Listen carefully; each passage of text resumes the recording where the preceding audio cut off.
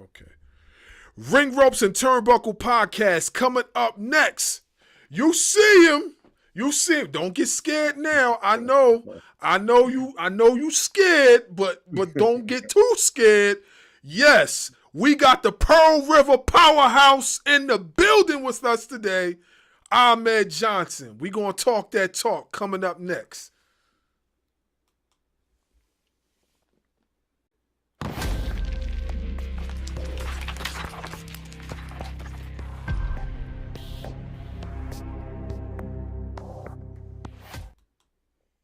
Following podcast scheduled for one fall.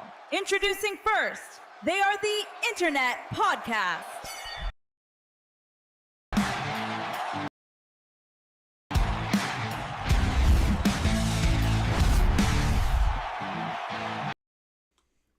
Ring Ropes and Turnbuckle podcast, we are back. Make sure you like, share, subscribe to the channel. Hit the notification bell for more content. Hey, I gotta tell you, I'm gonna mark out for a moment here, so allow me to mark out and just be a little kid for once, because we got the Pearl River Powerhouse in the building. I'm talking about the most decorated Black Intercontinental Champion in WWF history. I'm talking about the guy who slammed Yokozuna not once, but twice. I'm talking about the Pearl River Powerhouse, Ahmed Johnson. Let's give a round of applause. Do some horns too. Yeah. First and foremost, we appreciate you for taking time out your busy schedule to be a part of this podcast. It really meant a lot to us. When we heard that we was going to have you on the show, we was like, we turned into little kids again. I ain't even going front. Me and my boy was talking about it. We was like, yo, man, we about to have Ahmed Johnson on the show. He was like, nah, man. He was like, no, you lying, man. I was like, yeah, man, it's true, you know. But we appreciate you taking time out your schedule to being a part of this show. It means a lot to us. Like I told you, my co-host will be in just a moment. So I don't want to waste your time. I know we on a timely schedule, so we're going to get right to it. So, all right, yeah. So my first question for you. So what was it like when you first slammed Yokozuna on Monday Night Raw? What was that like?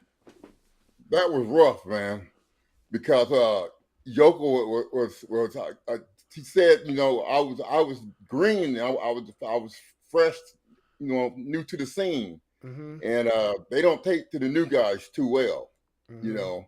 So I went to Yoko and I was like, Yoko, Vince wants me to, you know, come in and slam you. And he said, well, I hope you can pick me up because I'm not going to help you. And I was like, what? Yeah. Wow. So I got in the dog and he didn't help me at all, man. That was just pure strength, man. That good country boy strength. So I got him up and slammed him anyway. Man, when I seen this, because I remember this, okay, I can't remember what age I was at the time, but I know it was Monday Night Raw. Me and my mom was sitting in front of the TV, and we seen you on that screen. They was like, you about to slam Yokozuna. I said, I ain't going front. I was in disbelief because I'm like, yo, Yokozuna is a big dude. When you slammed Yokozuna, I was out of my seat. I could not believe it. I was like, wow. Like I could not believe it. And that and you, not for nothing, you kind of could tell that was all you, because the way you turned and everything, you could tell you had to really muscle him up to do that.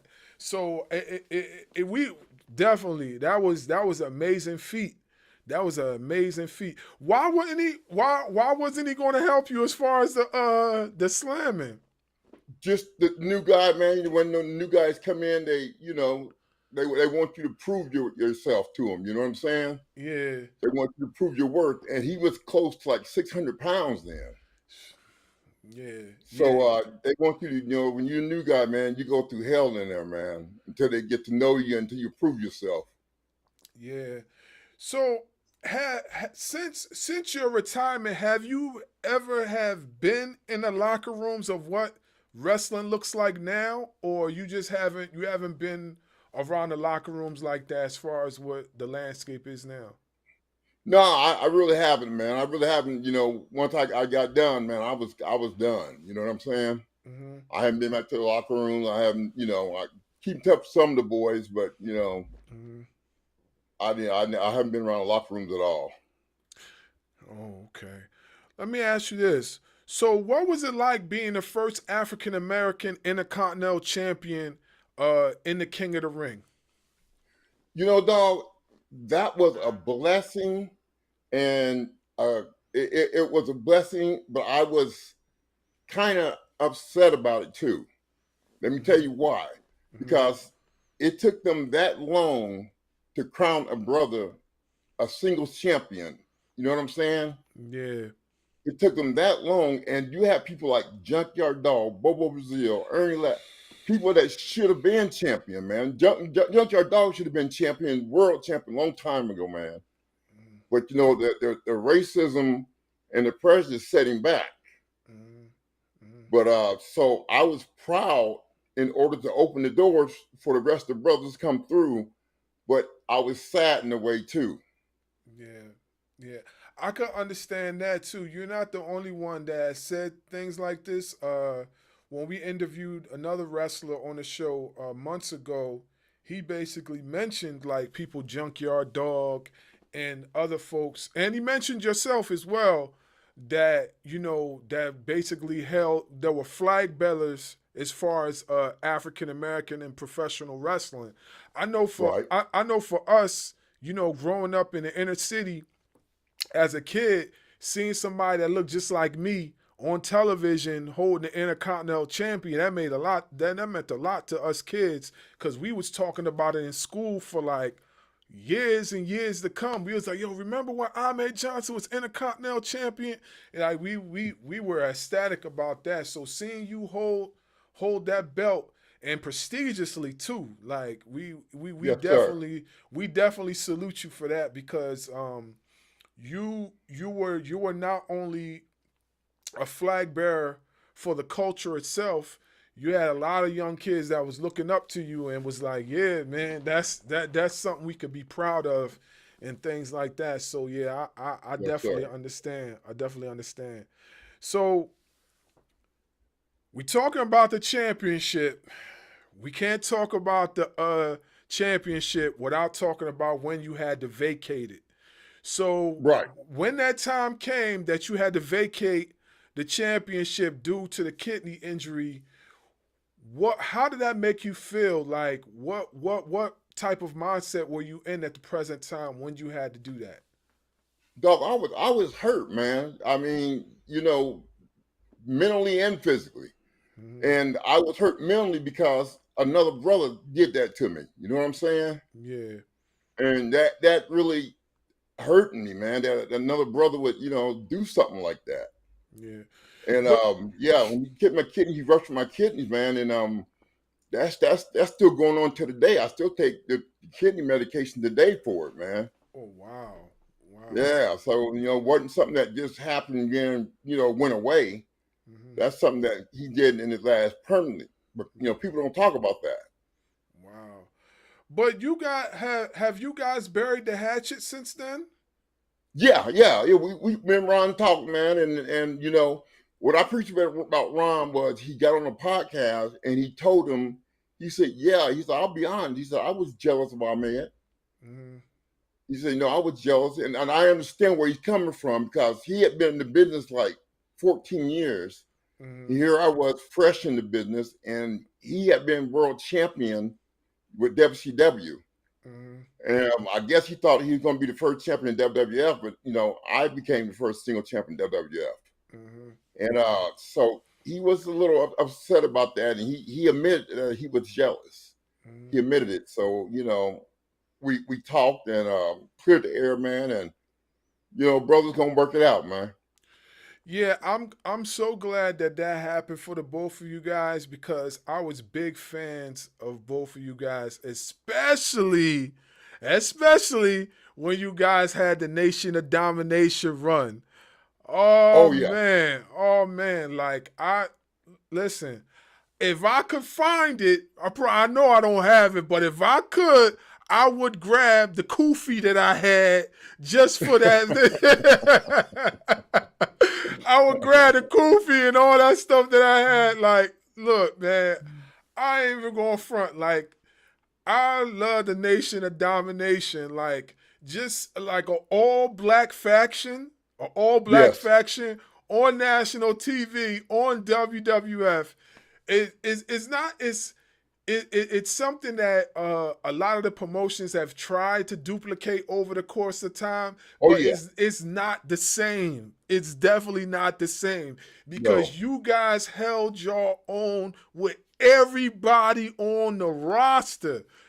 oh yeah, Everybody on the roster. And it wasn't like you guys didn't have no heavy hitters. You had yourself, you had Farouk, you had D'Lo, you had Mark Henry, you had Kuma Mustap.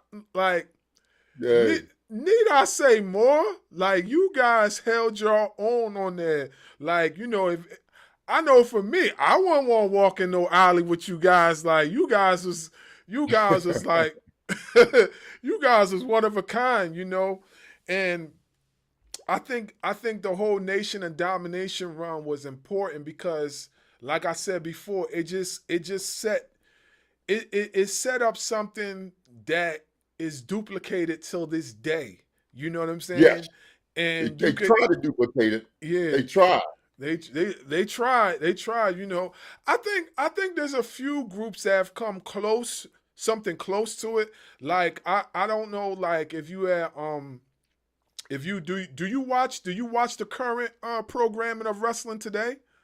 Every once in a blue moon, I might turn to it, man. Okay, so we got one group called the Hurt Syndicate. They used to be called Yeah, they were called so you know the Hurt Syndicate. Bobby Okay, Leslie and Shelton Benjamin and and MVP. Yeah, yeah, okay. So I feel like that group is probably the closest that I've seen thus far to what the Nation of Domination looked like back in the day. I think that group is the closest. And not only that, you could see some glimpse of you guys within the Hurt Syndicate. Like, of course, Bobby Lashley, that's you, 110%. yeah, And you know what I mean? If you want to talk about MVP, that's Farouk. You want to talk about Kuma, Shelton Benjamin. Seldom Benjamin. He's like a mixture of everybody because not only he has strength, he has the athleticism, he has all the intangibles. So he was like a mixture of every single person all wrapped in one. So it was Yeah, like you do definitely see glimpse of what the Nation of Domination looked like back in the day within the Hurt Syndicate, and I think they're the group that has, come close. They don't almost have come close to it. I mean, of course, there was other black groups, in professional wrestling, but I think when you right. look at the microphone skills, the charisma, the whole outlook and the appearance, they're the ones that come close to it. They second to none.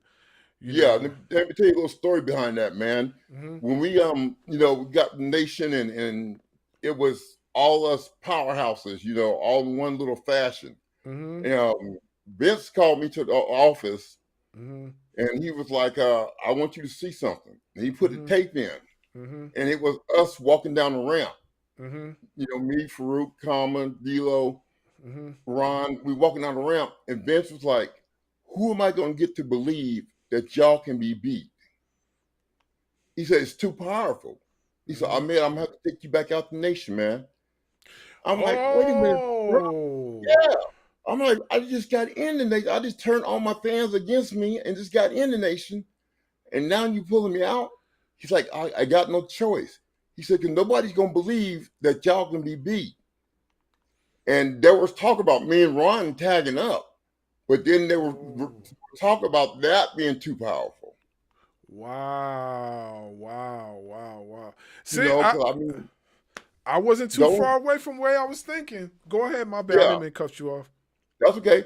Because, I mean, the only people I can see really hanging with us in a tag team match, if it would have been good, would have been us against the Road Warriors. Mm-hmm. You know, Ahmed Fruit versus Hawk and Animal. That would have been, you know, good. A good match. But outside of that, who was you gonna put against us? Yeah, let me ask you a question about that. So you had didn't you have some sort of like run with the Road Warriors at one point in time, or was that just something? Yeah. Was that just a one-off type? Tell me about that. How did that come about? Well, we was going to was it WrestleMania? Okay. We had a Chicago street fight. Mm-hmm. And you know, they're from Chicago. Yes. And so Vince wanted us three to team up against, you know, the nation. Mm-hmm. And so he just, you know, basically threw that little program together, man, and it came together, and I ended up tagging up with Hawk and Animal, and it was pretty cool, man. It was a good run.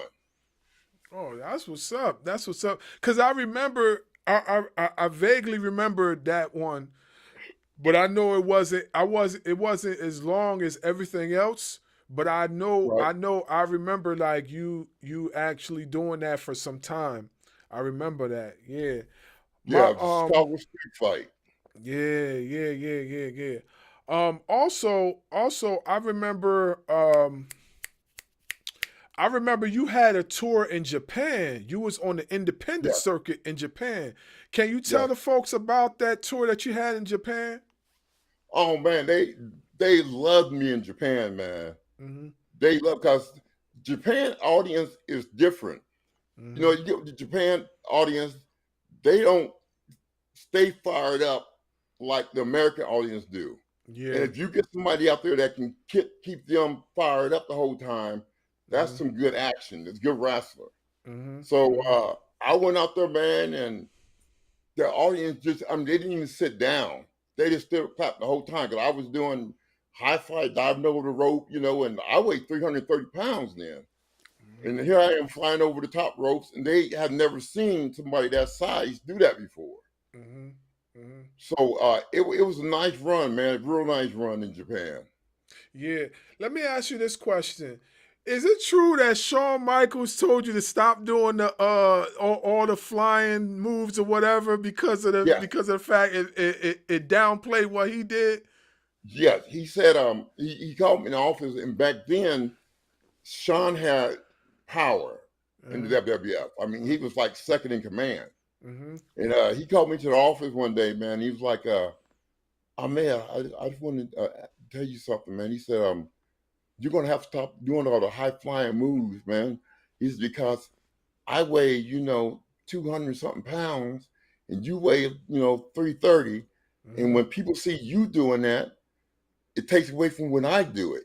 You know, they don't see me as being as athletic, you know, because you're doing the same thing I'm doing. I didn't pay attention to him. I still did it. But yeah, he didn't appreciate that, man. Yeah. Like, you know, and speaking of athleticism, right? I gotta say this. You were also the blueprint for athleticism when it came to a bigger athlete doing some of these high flying moves. And yes, sir. Have you ever heard of Keith? I know you heard of Keith Lee. Who? Keith Lee. I think I've heard the name before. Okay, so Keith Lee is I believe he's about, how big is Keith Lee? Keith Lee had to be about as big as you, maybe a little bit bigger. And he was doing like so many athletic moves. I mean, from the moonsault to the springboard, drop kicks, all the stuff that you were doing, he was doing it too. Front flips, all that type of stuff. And then you got people like, have you heard of Moose? Moose? Yeah, I've heard of Moose. Okay, Moose is another guy, just as big as you, was doing the exact same stuff that you were doing. So, not for nothing, but you were like the blueprint when it came to athleticism Right. as a bigger guy. So I gotta applaud you on that one, because like when you were doing it, like nobody your size was doing that at that time. Nobody No, that's your no. size. Nobody was. Yeah. You gotta be a real good athlete, man, to weigh over 300 pounds and be doing all that high flying stuff. You know what I'm saying? Yeah. But the little guys think it takes away from them when you do it.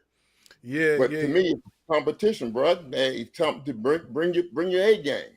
Yeah. Not for nothing, like to be a bigger guy too, you gotta have awesome leg strength too. Like your leg strength gotta be Right. on point. So I know I know you must have been dunking some basketballs back in your heyday, Oh yeah. because Oh yeah. I can dunk. yeah. So definitely. Because I used to do that. If you remember, when I come to the ring, I used to jump from the floor to the top to the apron. Yeah. And then Yep. I do the jump over the apron, over the ropes, and in the ring. I just always had that ability, because in high school on the track team, people thought when we went to track meets, they thought I was a shot putter because I was so big, but I didn't. I was a high jumper. Wow. So yeah, I mean my highest high jump was like 6'7". Sheesh. Wow. So yeah, it was different ball game, man. Genetics, Yeah. man. What I would give to have those type of springs in my legs, because I hoop all the time, and I know for sure I got some flat feet, so I know. I don't know if I can do it now though, man. I don't know. You got too old now. Yeah. I got my co-host in Dynamic Darkwing Dub. What's up, Dynamic? He definitely has some questions for you. So go right ahead, Okay. bro.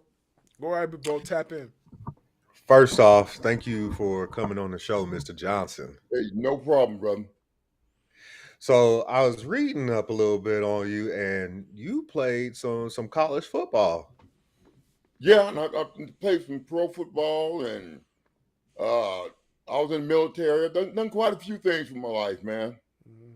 So how was it transitioning from playing at the University of Tennessee and getting drafted by the Dallas Cowboys? Boo. I'm with you. I'm with you on that one, dog. Oh, damn. I'm with you on it. Dang, man. It's all good. It's all good. How was that transition from football to professional wrestling for you? It's totally different, man, because in football, you know, you work as a team. Everybody works together. You know, there's no jealousy. Everybody's trying to better each other. But in professional wrestling, there's no teamwork.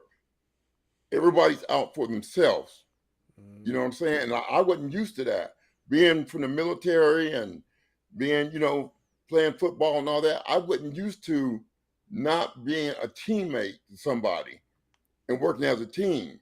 But with professional wrestling, everybody for themselves, and there's a lot of jealousy and hatred that goes on, man, because they don't want you to be better than them.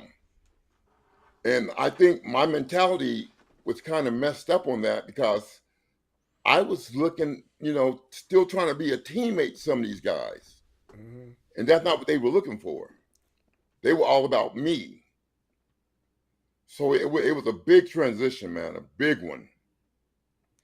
And you say you were in the military. As a veteran myself, thank you for your service. Thank you for your service, bro. Yes, sir. Yes, sir. What was your military career like? Oh, I graduated the most distinguished honor graduate. You know what that is? I graduated #1 out of like 2,000 soldiers. I graduated top of the class, man. #1. And I just, got in there, man, and did what I had to do. And I was stationed at Fort Sill. I've been to Fort Irwin, Fort Hood, Fort Polk, just all over the place, man. Yeah, I grew up down in Lawton. I grew up down there where Fort Oh, Sill did you? is. So I you know where did. I Fort Sill did. is? Uh-huh. I sure do. My Yay. uncle was actually a drill sergeant on Fort Sill. Oh yeah, what's his name? Well, he since passed, but it's Billy Thompson. Oh, okay, because I had two black drill sergeants, Sergeant Hall and Sergeant Jackson, and they Uh-huh. were, man, they were the truth. They didn't play. I told my brother this, but when I was in basic training, I went to Fort Knox, and I was one of two black soldiers in my basic training company. Oh Well, man. all three of my drill sergeants were black. Oh yeah. Yeah, so needless to say, I got held to a higher standard than everybody Yes. else below me. Yes. And that's It that's what was he did me. I mean, as soon as we got to basic training, man, the drill sergeants got gathered around me in like a circle and was calling me every name in the book. They were trying to test me and see, where my temper was. And they started calling me all kind of names and stuff, man. And they was pushing me to be the best. And I did just that. By graduating most distinguished undergraduate, I graduated, the best soldier out of 2,000 soldiers. I graduated top of the class. But it's because they pushed me to that level. absolutely, and that's what a lot of people don't understand. Like, yeah, in basic training, especially if you're on the pretty much, I was pretty much the only one close until close to the end of basic training when somebody else joined from a different company. But that's what a lot of people don't understand. Like, all three of my drill sergeants were black. I was the only black soldier in there. I got held to a Woo. higher standard Yeah, because they understood what it was like to be black in the United States Army. right. So, just like you said, they were testing me to make sure that I could handle that responsibility, in which I did. Exactly. Exactly. Did you make platoon guy? I did. I did. Did you? Yeah, I was platoon guy the whole time. I did. And And whenever they made somebody me else work messed for it up, though. yeah, because if somebody else messed up, they blame me. Like we had Mhm. a private named Private Woods and Private Young. And they were two brothers and they just, man, they couldn't do a push-up to save their life. So George Harden looked at me and was like, Norris, I want them up to par. I want them to be able to do this, that, and other by the time the tests get here. And if they fail, it's because you failed me. I was like, what? I mean, why you putting his load on me, man? I'm not responsible for these dudes. And that's where they seen it, man. If they fail, I fail. And the thing was, Private Young got so good at it, man. He was like right behind me on everything. Mhm. I overtrained his butt, man. It's shows good leadership, which leads me into more of the wrestling side. So, who was when you were in the WWF/E? Who was considered the leader of the locker room? I say the leader of the locker room was the Undertaker. Did you guys have a good relationship? Yeah, we were me and Undertaker we were okay, man. We were okay. That's good. That's You good. A know, lot of it is people, a lot of people like the Undertaker, but they don't like his politics. I won't take it right. there, but but I know I've seen a lot of interviews of different wrestlers. Is like if you got in trouble in the locker room, you had to answer to the Undertaker. And with you Right. shaking your head, I'm going to assume that that's true. Yes.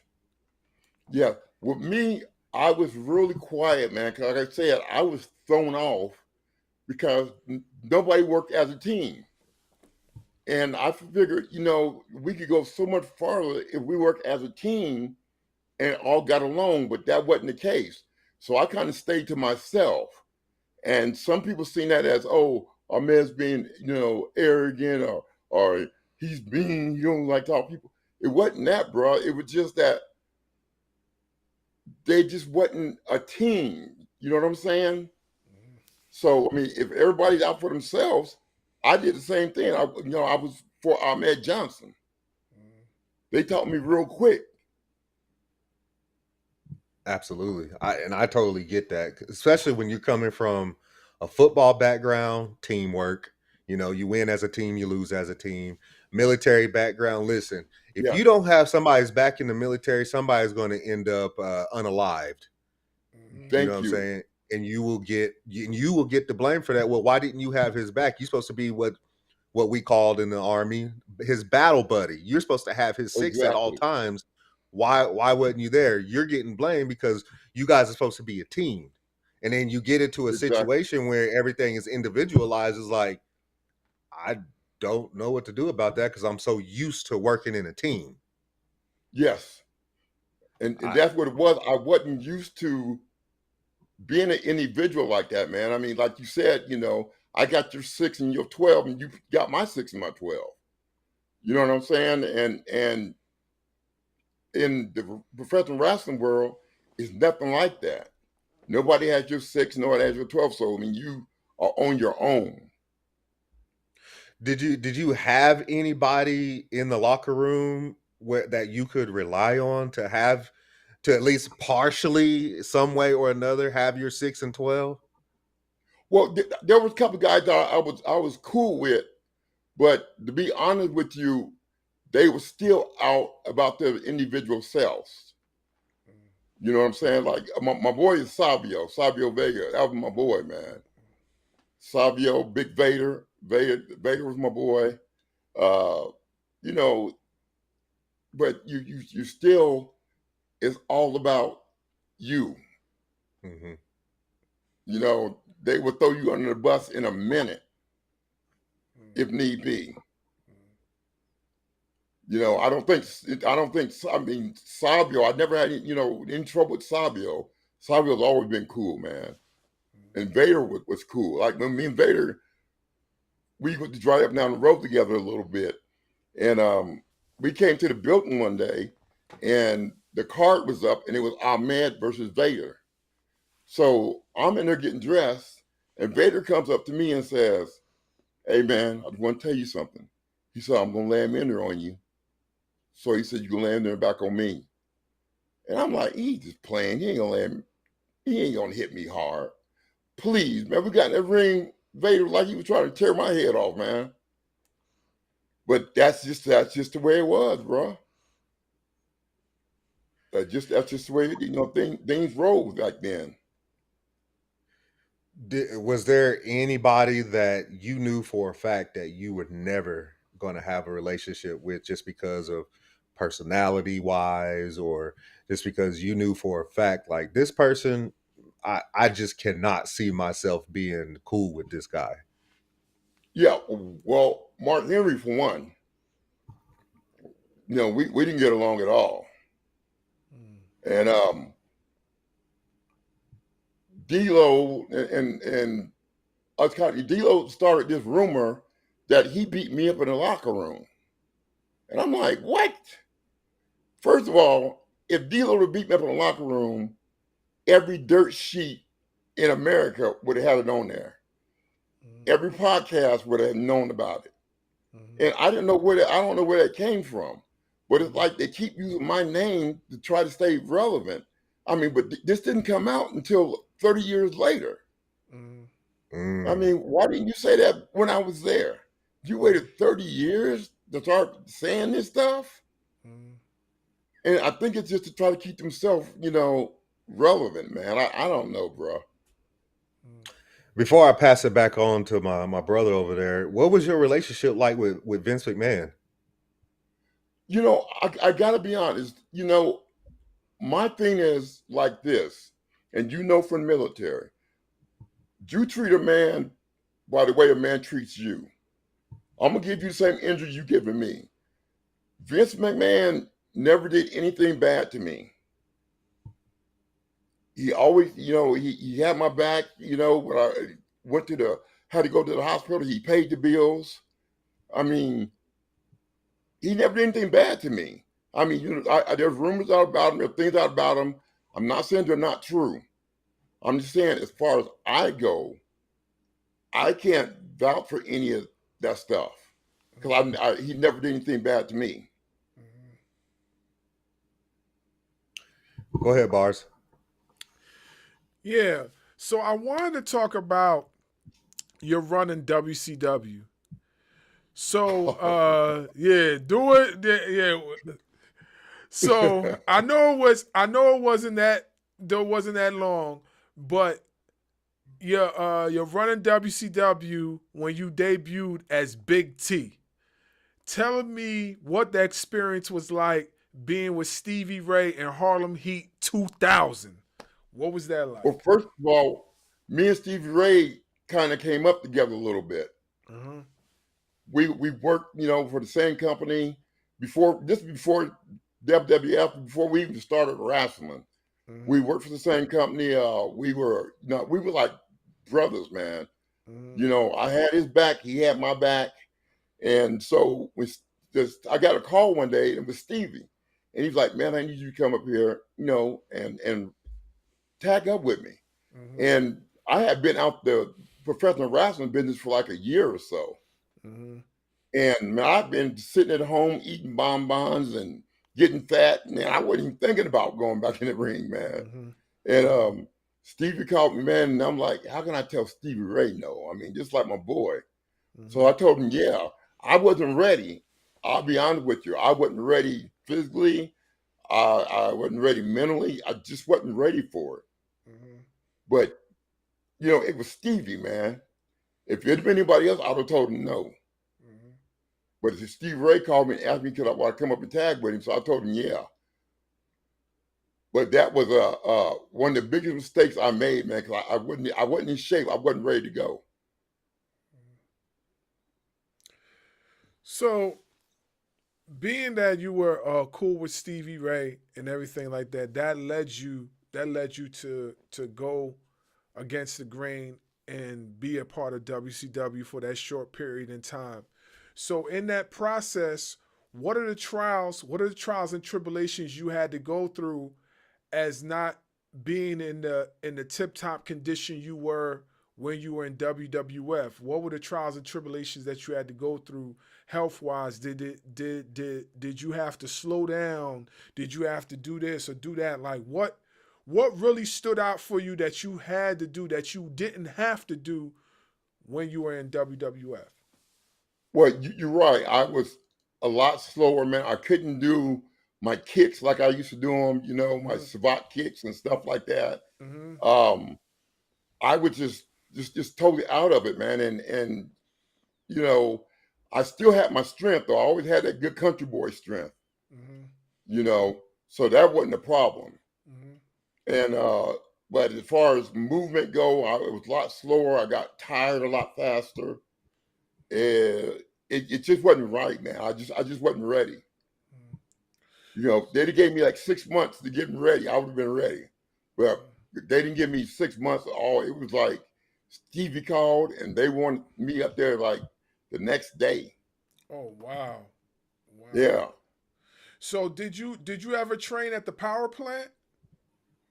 I did a little bit, and but it was like toward the end before I left. Mm-hmm. I trained at the power plant a little bit before I left. Okay. So what was that experience like with you training at the power plant? Who did you run into training wise at the power plant? Well, Paul Orndorff trained me, and Oh you remember wow. Sarge? Yeah, Sergeant Sarge? Craig Pittman. Yeah, little cock. No, the white Sarge. Was Little I know short cocky dude. yeah. I know who you're talking about. I can't remember his name, but I know who you're talking about. Yeah. I remember. Yeah, him and Paul Orndorff trained me when I went to the power plant. Okay. And Okay. yeah, and I remember one day I was doing a leapfrog, Uh-huh. and Sarge saw me do a leapfrog, and he tripped out, man. He's like, Paul, come here, Paul, you got to see this. He said, oh man, do another leapfrog. And they were tripping out because I was so heavy, but I could jump so high. Wow. Like you said, that athletic ability with the jumping has always been with me. Wow. wow. Yes, they tripped out on that, man. So what you saying is you were Zion Williams before Zion Williams. Believe that.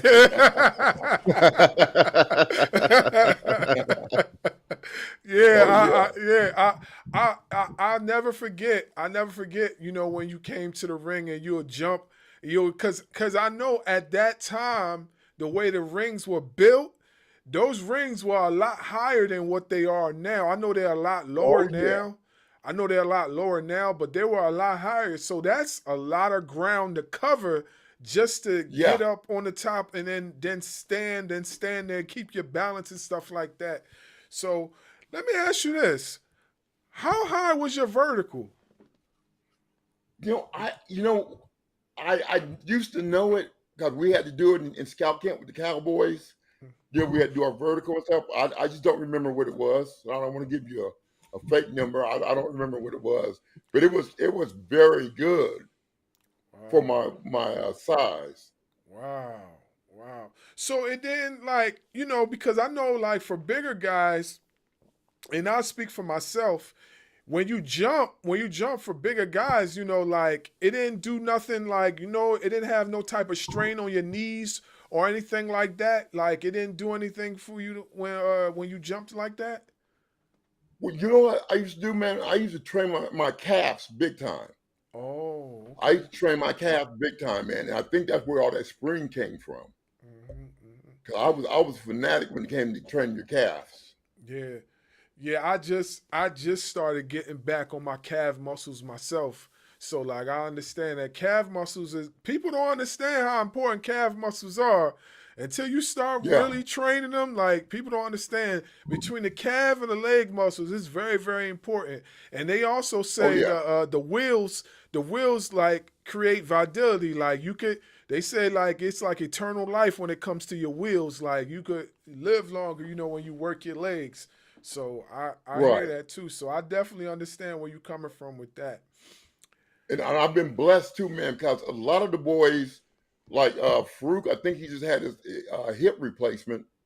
I think Kama had a hip replacement. And Farouk asked me at one of the meet and greets, he was like, man, what body parts have you had replaced? And I was like, none. I haven't had no knee replacement, no hip replacement, no nothing. Wow. So it's a blessing. It's a blessing because Yeah. I know in the sport of professional wrestling, which they call it the gladiator sport, which is true. Like when you do the call to quits within the ring, there are some joints that sometimes need a little bit of fixing. Yes, sir. So for you to say that you ain't have to do none of that, that's a blessing in itself because there's a lot of folks out there that are in the ring to this day. They cannot say that. They cannot say that. So Yes, that's sir. a blessing. That's a blessing in itself. I can't recall anybody that hadn't had something replaced, man. From the fellows I know, everybody's had something replaced. But I've been blessed, man. God's blessed me, man. I haven't had anything replaced. Yeah, that's dope. That's dope. My next question kind of steers away from the wrestling and it talks about your education. So, after your wrestling career, you earned a degree in criminology. What motivated you to go back to college? Because my brother is assistant chief of police in Fort Pierce, Florida. Mm-hmm. And my sons, I got two sons who are officers. Okay. And it's just something I wanted to kind of get in there and, get my brother and stuff like that, man, and go work for him. But then I started thinking about it, man, and I was like, I don't think this is right for me. My temper is too bad for this, man. I can't take you spitting in my face and talking trash. And, no, man. I would have been on the news, man. Yeah. Y'all would have seen me on the news handcuffed up myself. I was like, nah. Yeah. I can't do it. Yeah. So, but you still have that degree though, right? Yeah. Well, it's not for nothing because you could still probably educate your grandkids or anything like that when it comes to these things, so then they could probably return the favor for you. Right. right? Yeah. So But I'm very, very proud of my son and my sons, man, and my brother, man. My brother's been in the department for I think almost 40 years, man. He's just got the assistant chief of police. So wow. man, I'm very proud of him, man. He worked his butt off, man. That's wonderful. That's wonderful. All right. So this question right here I got for you is about experiences. So in your view, what were some of the biggest challenges you had to face as a performer in the wrestling business? Some of the biggest challenges, Mm-hmm. um, you know how intense I was. I Mm-hmm. was the most intense, I think, wrestler ever. I haven't seen anybody. I've seen people try to fake that intensity, but for me, it was real, and Mm-hmm. it came from childhood and everything else because I was abused bad as a child. Mm-hmm. So it was like keeping that under control was my biggest challenge. Because you're in there and sometimes you think the guy's trying to hurt you or whatever, and that wasn't gonna work with me. Mm-hmm. So I think that, keeping my intensity under control was my biggest challenge. Would you say that humility was one of them too? Because like I feel like in the sport of professional wrestling, you definitely have to humble yourself a lot, especially when it comes to terms of wins and losses. You might be facing somebody that you're expected to win, like like you being the brolic athlete that you were, and you facing somebody that's like a toothpick or whatever, but they're gonna go over at that point in time. You have to bring yourself down like 3 or 4 notches humility wise just to be able to accept that. I could say, or you could say, like, is that something that you had to like really like come to terms with at times when it come to working a match? No, you know what? To be honest with you, if you watch my matches, I heard it. I don't. I've probably been on a beat probably 3 or 4 times. Mm-hmm. And people don't realize that I didn't get beat that much. I mean, if I lost maybe 3 or 4 times, but Mm-hmm. it hurts your pride, man. Mm-hmm. Especially when it's somebody that you could squash them if you had to, Mm-hmm. but you got to bring that under control. Mm-hmm. That's all about control, man. And but yeah, that was a big point of it. So then, being that I'm in the counseling field, we always say that you had to work on your coping skills, the coping mechanisms, and things like that in Yes. order to be able to. So I get it. I get it. I don't wrestle, but I know there's times I have to work on certain things to keep myself well grounded. So Oh I yeah. understand. I understand totally. I get it. I definitely understand. Go ahead, Doug. So what what was the feeling like when you became the first ever African American to win the Intercontinental title? Well, like I was, I told my brother that it was a blessing, but I was hurt in a way too. The reason I was hurt because once I got in the locker room and took my shower and started thinking, man, I started thinking about people like Junkyard Dog, Ernie Ladd, Bobo Brazil, people that should have been champions, should have been world champions, Mm-hmm. and they never got that chance. Mm-hmm. And I was glad that I got that chance and got to open the door for the other brothers, even to the day. If I wouldn't have carried that single champion, intercontinental champion, if I didn't carry that well, that would have been an excuse for them not to have another black man as champion for the next 10, 20 years.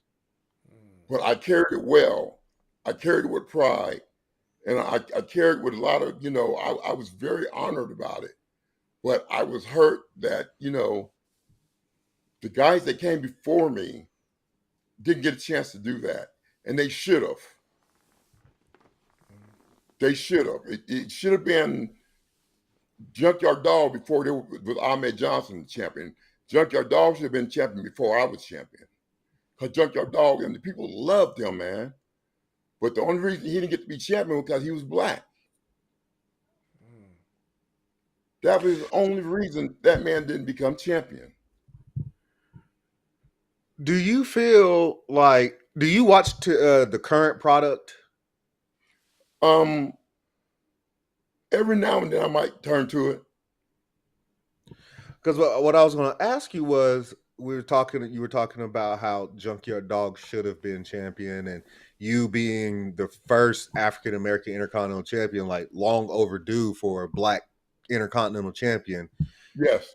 If you do pay attention to today's product, how do you feel that African Americans, black wrestlers, are being treated today within the same company that you became the first in?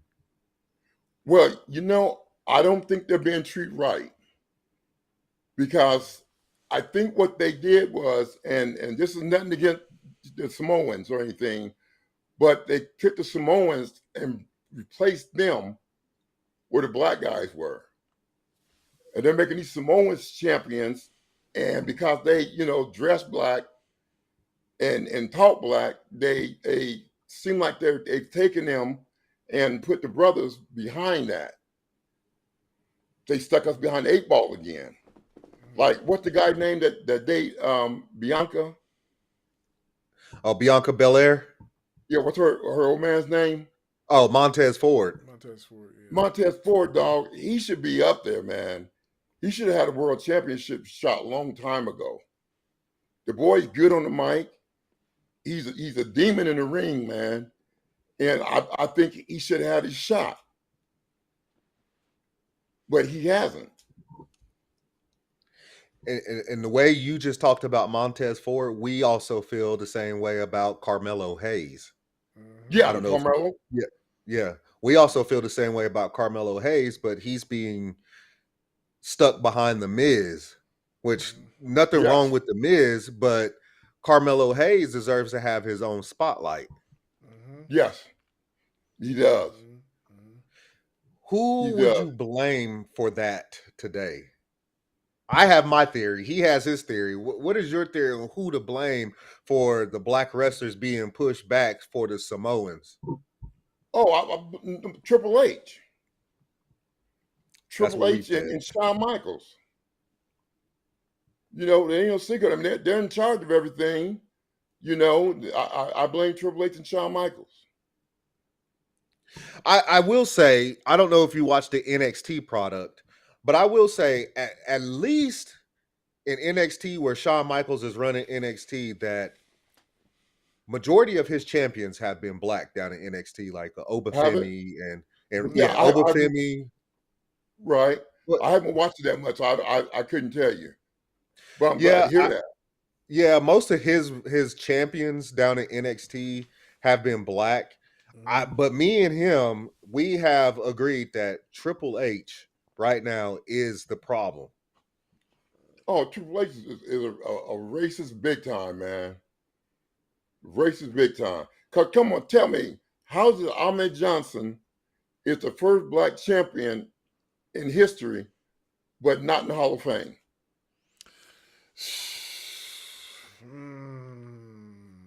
Dun dun dun. How did you put any other brother in the Hall of Fame before Ahmed Johnson, and he was the first? Hey, I was trying to look on my screen board for a sound effect for that. I can't even find no sound effect for that. I can't even rebuttal it. I can't do nothing with it because you're right. Think about that for a minute. You're right. The first black champion in history, and you're mad at me, so you're not putting me in Hall of Fame because you're upset with me. What would he be upset about, though? I don't understand. Oh, we got into it. We got into it verbally, and he went on TV and said some crap about me being the worst guy he ever had to work with, and this, that, and the other. And he they were very upset when I left because people don't know why I left on my own, Oh. and they were very upset about that. But let me tell you why I left. When my sister was sick, and my baby sister, and she passed away like a few weeks after I left, and not only that, but they wanted to do this angle with the True Commission, which was that group from South Africa. They want to hang me from a rope. They actually wanted to hang me from a rope, man. And I was like, I'm not doing that. I said, do you know the history behind my people being hung? And I refused to do it. And Vince was like, well, I need you to do this, or, if you don't want to do it, I can't use you. I said, well, hey, I'm gone. I packed my bags, dog, and left, and that was it. And they've been upset with me ever since. Ever since. I say let them be upset. Oh, yeah. I ain't sweating it, man.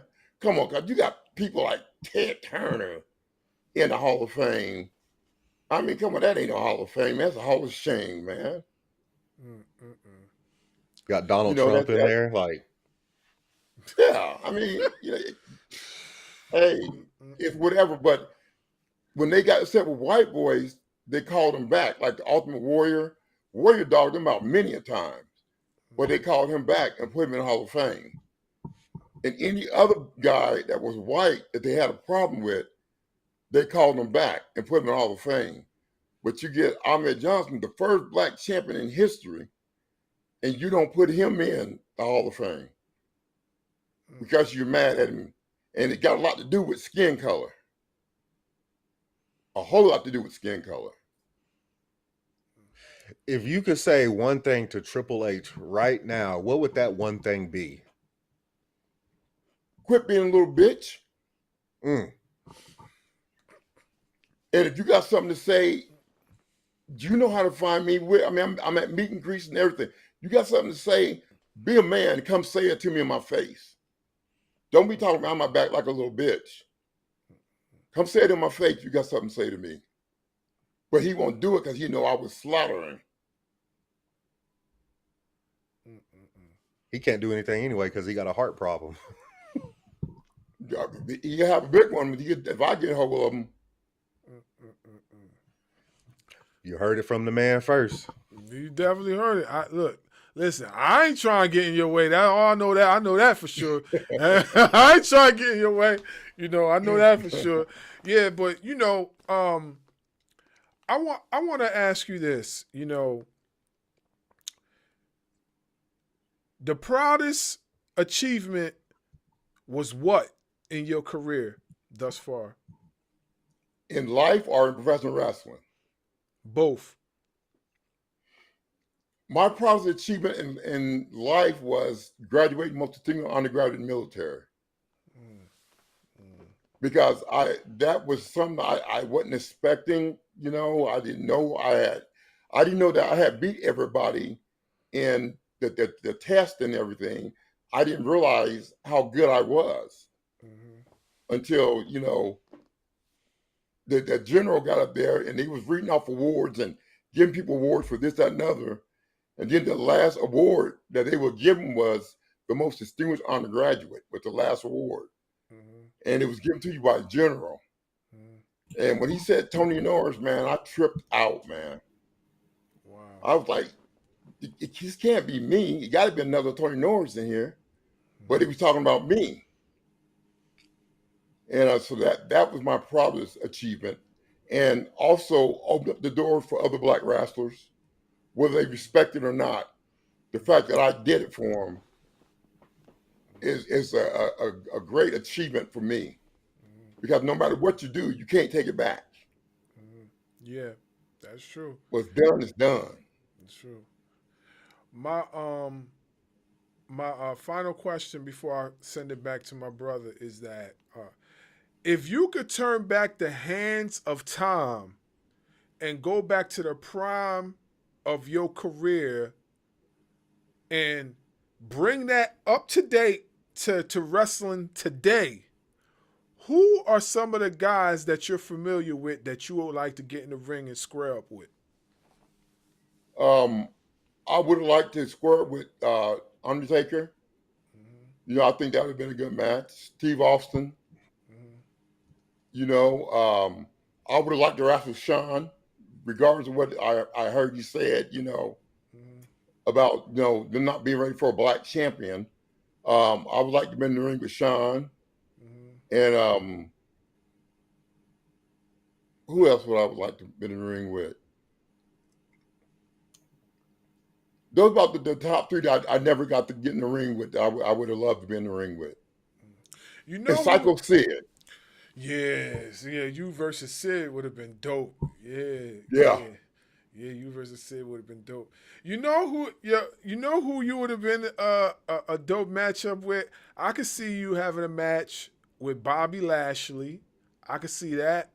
I could see you having a match with Powerhouse Hobbs. I could see you having a match with Keith Lee. And there's a few. Yeah. There's a bunch of guys that I can see. Like, if you could bring back your youth and put it in today's wrestling, that you will have some bangers with. And I definitely could see you wrestling in AEW because, for one, athletic big guys, they flourish in AEW. Like 110%, they flourish in AEW. You would have been a shoe in the AEW. I know you familiar with AEW, right? Yeah. Yeah. Yeah, I you would have been. I watch them every now and then. Yeah, you would have been a shoe in AEW. That would have been fire to see you in an Yeah, AEW. I would love to go against Bobby Lashley, man. That would have been a good one there. Yeah, that would have been off the hook. You can take my money now, Tony Khan. You could take the money now, right? Go ahead, take it. Yeah. I actually I told my bro this. I actually was at a collision event over the summer. I went to an AEW event. They came to Atlantic City. I'm not too far from Atlantic City. I'm originally from Atlantic City, so went to an Okay. AEW event with my son, and my son was ecstatic over what he's seeing, and not for nothing, AEW. When you go to an AEW show, you feel like you part of the show yourself because the Oh way yeah. let me tell you, the way they conduct their event is like you're in the event yourself. Because, Huh. like, I had front row seats with my son, right? But I was like 2 steps away from John Moxley. I was like another step away from Rhea Yuta, and not too far away from Brody King. So it's like these larger than life athletes were like right there at your fingertips to touch and say hi to. Like, everybody was just trust me.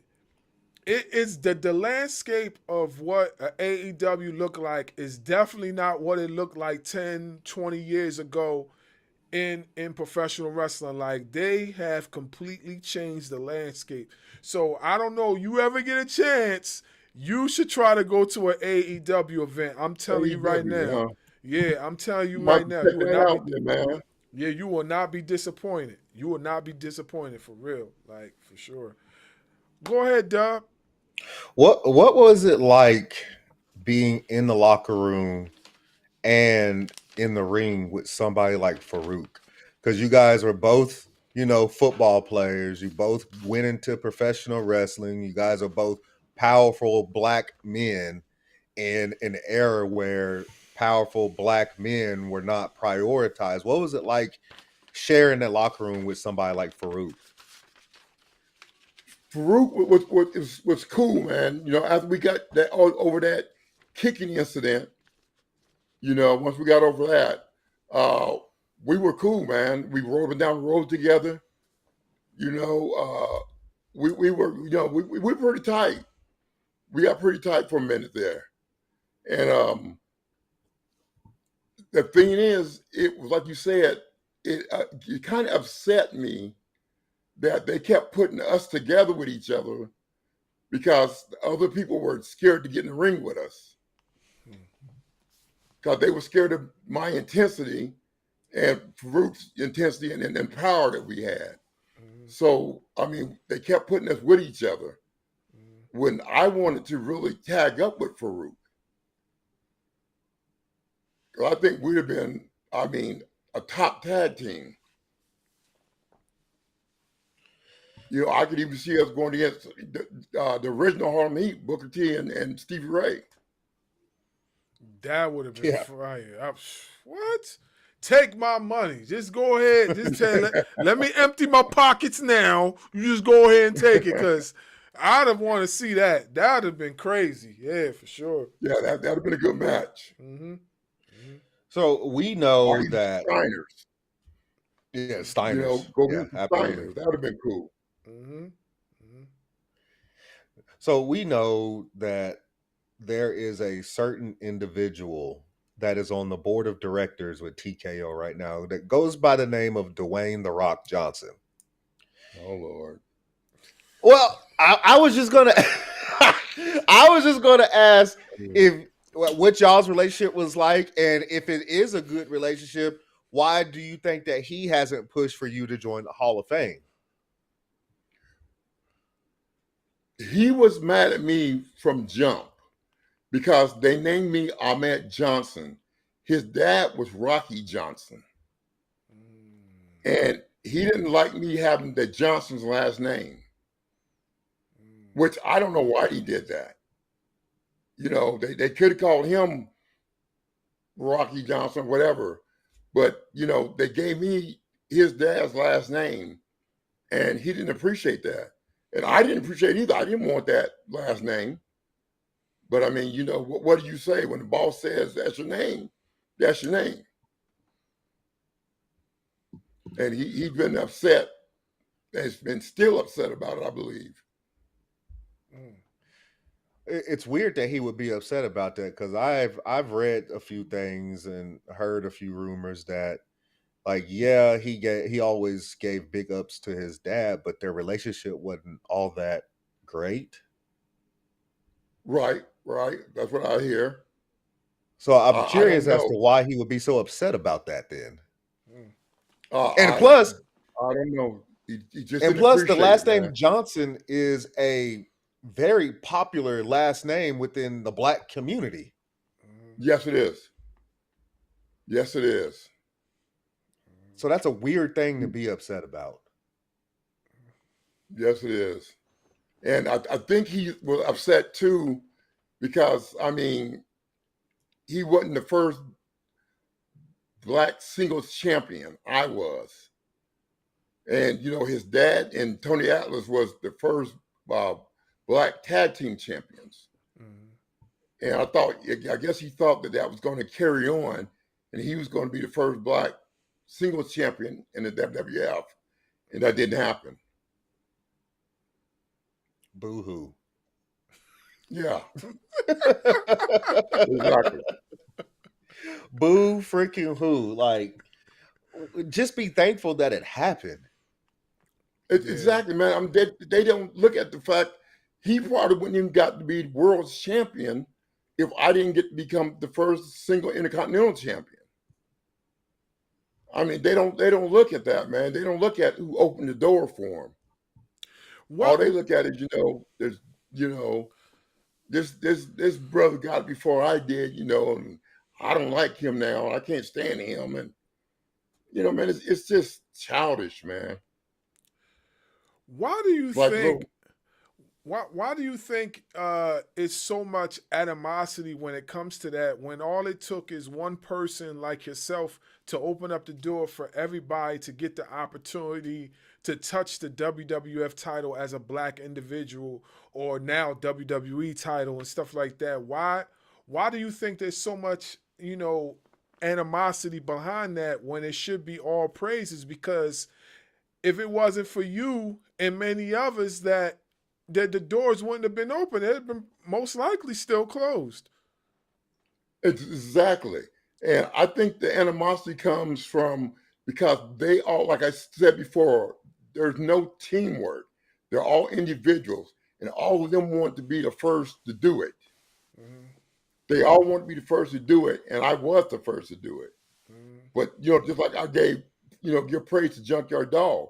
I think Junkyard Dog should have been champion before me. You know what I'm saying? I'm not hating on a brother. I'm being straight up. That's Junkyard Dog should have been the first black champion dog, intercontinental champion and world champion. It should have been JYD. I agree with you. I actually had this conversation with one of my good friends, and I told him that Junkyard Dog should have been WWF champion. We argued about it, but I definitely felt like he should have been WWF champion. Speaking of WWF champions that were black or whatever, what is your take on Kofi Mania? On who? Kofi Mania, Kofi Kingston. I don't really, I haven't really watched him, man. I don't know too much about him. Okay, so let me just give you a little bit of insight. So Kofi Kingston, a few years ago, became WWE champion, and they had crowned him as the first African WWE champion. Now, mind you, anybody that pays attention to wrestling history, we know that there was other champions, but some of these champions don't get mentioned. But in this era, and not for nothing, we like Kofi Kingston. We think Kofi Kingston is dope, but we're just trying to I'm just trying to put everything together so you hear what I'm saying. So Kofi Kingston beat Daniel Bryan to become the first African champion in WWE history. That's how they painted it. What I'm saying is that in the history books, that's not really the case because there were other champions before him, but he's the champion of this era, this particular era of black champions. He's the champion because right after that, we got Bobby Lashley held the WWE champion twice. And then we had who else? Before that, we had Big E. And then before that, we even had Mark Henry. That whole Hall of Pain run was that whole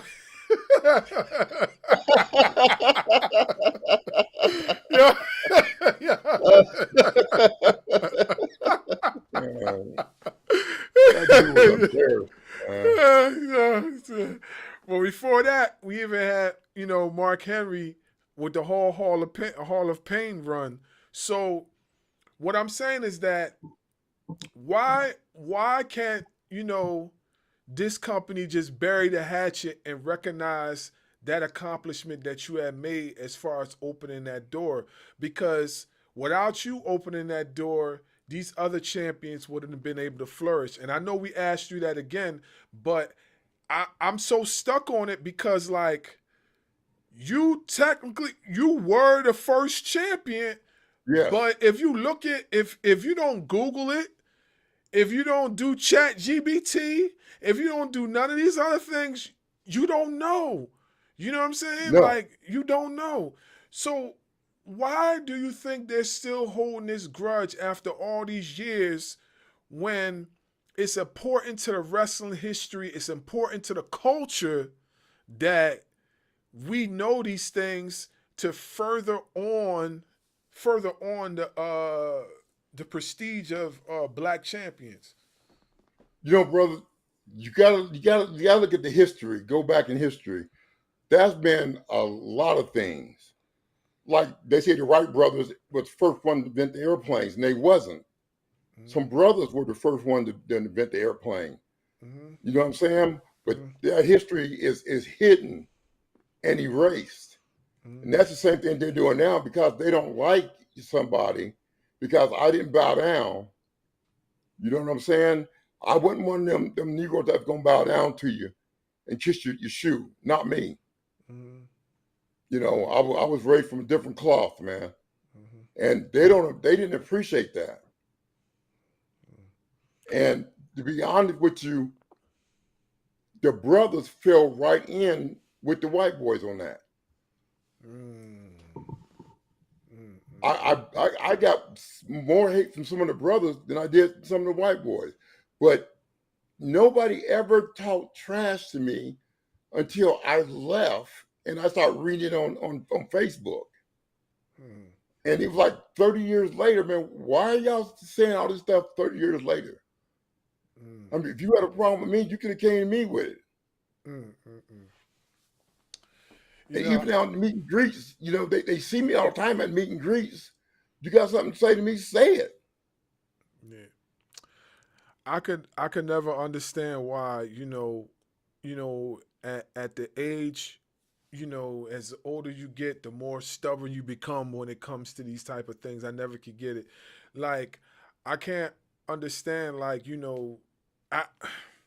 I wish I could answer a lot of this stuff, but I just can't, and it just saddened my spirit because, like, a lot of these people we idolize, just like we idolized you. We idolize a lot of these folks. You know what I'm saying? Right. And like we expect more. We expect more because at the end of the day, like, you guys all shared the same mat together. Like, from what we heard, wrestling was supposed to be a brotherhood. You know what I'm saying? That's far from the truth, man. No, that's no. You have cliques. You know what I'm saying? Everybody has their little cliques, like DX, had their little cliques. Then you got the Nation, with their little cliques, and it was all a little groups of people, but never was it a joint big team where everybody look out for everybody else. It's never been that.